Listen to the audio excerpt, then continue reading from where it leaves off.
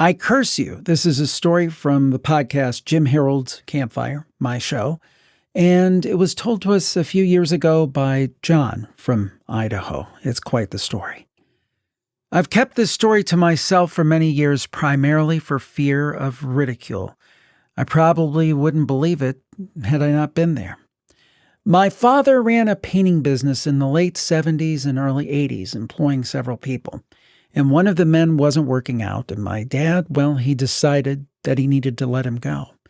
Now, I don't remember why I was home that particular day, but I witnessed the entire incident. I was about 10 years old. This man came to our house on the day in question, as all the men did every morning before going out to perform their assignments. My dad pulled the worker aside and said, "I'm going to have to let you go. This just isn't working out." Well, this fella, he became very upset and he said, "You can't fire me." My dad replied, "Why couldn't I do that?" And the man said, "Because I'm Jesus Christ." "What do you say to that?" And my dad said, "Well, you're not Jesus Christ. You're fired and you need to leave." Now, this man was obviously very upset. He looked at all of us and said, "I curse you. I curse you and I curse your family. I place this curse on you and you will have bad luck from this point onward." Now, you always hear about curses, but you rarely see the real thing. We didn't think too much of it because this guy seemed somewhat unhinged. Now, this may or may not be the event that led to everything that followed, but still, it's framed that way in my mind because it was directly after the curse that life began to go very poorly for our family. I hate to call it bad luck, but within a year, my mother became ill with cancer and passed away. Then, my dad had a couple of multi-million-dollar lawsuits filed against his business due to a couple of freakish accidents. He lost his business, got ill, and died within a couple of years. With the context of all this going on, some extraordinary things began to happen around our house. It started to stray out of the arena of terrible luck into, in my mind, the paranormal. I recall minor incidents. I was walking through the house and heard a knocking on an inside wall. Not an outside wall, but an inside wall. When I was home by myself, it was a very loud, clear knocking. That sort of thing continued for some time, and we could never figure out why. I'd be up a lot in the middle of the night, and I remember looking out in our front yard and seeing someone standing underneath our willow tree at 2 or 3 in the morning. This was after my mom passed.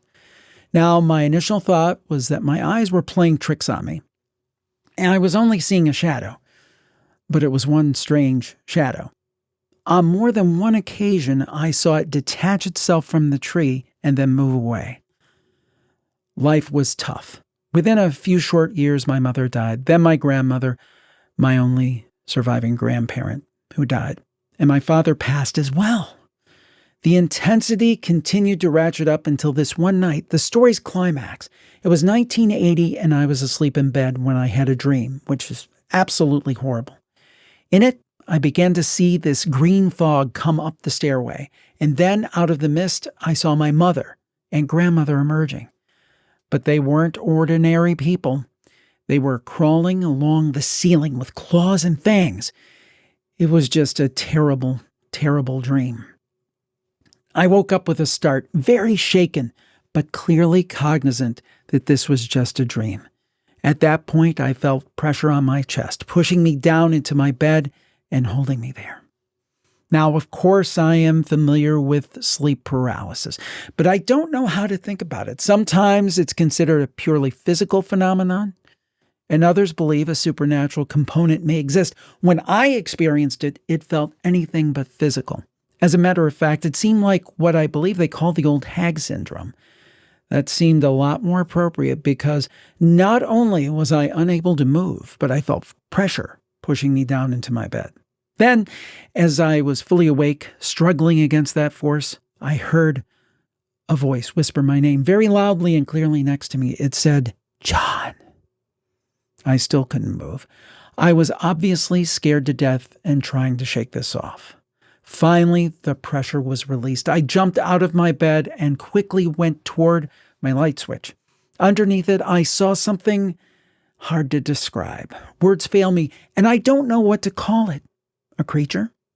It stood about 3 feet tall. It was red and had a scaly body, very thick. It was about the size of a fire hydrant. At least that's what it reminded me of. Around its head, going all the way around in a circle, were small horns protruding outward. I saw it, I stopped, and I'm telling the truth.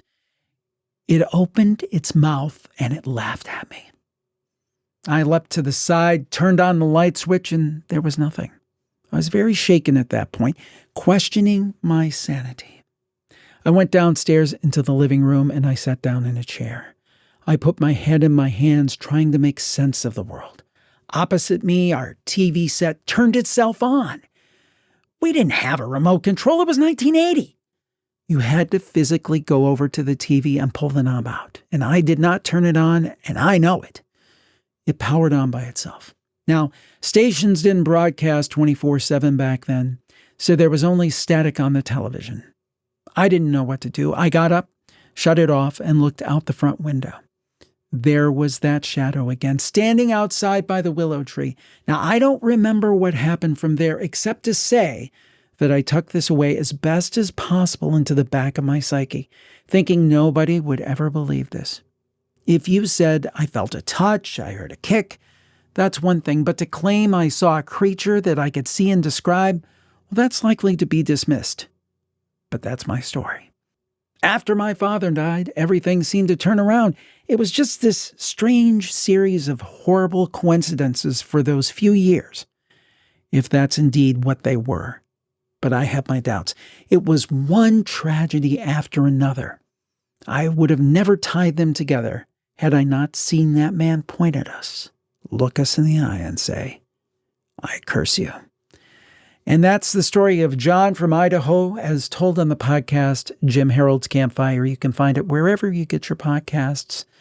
Thank you for listening, and stay spooky.